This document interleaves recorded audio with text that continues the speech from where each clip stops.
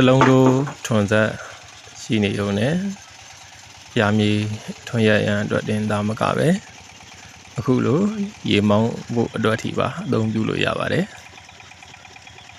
ဒါကနောက်ကပွန်တောင်းအင်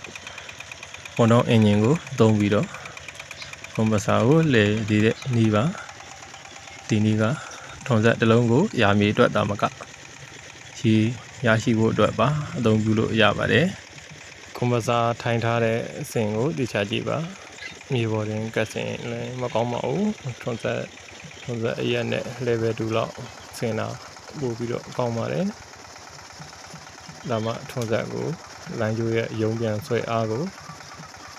ချိန်ညှိပေးမှဖြစ်ပါတယ်ပူလီလိုင်းကျိုးတုံခါနေရင်ထွန်ဆက်ကိုတဲ့ရန်ကြီးခါမနေအောင်ထွန်ဆက်နဲ့ကွန်ပစာ level 2လောက်ဆင်တာကောင်းပါတယ်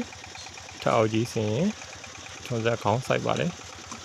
ထွန်ဆက်ကိုတဲ့ကိုတက်နိုင်တော့ငြိမ်အောင်ထားပြီးတော့ပေါင်းပါ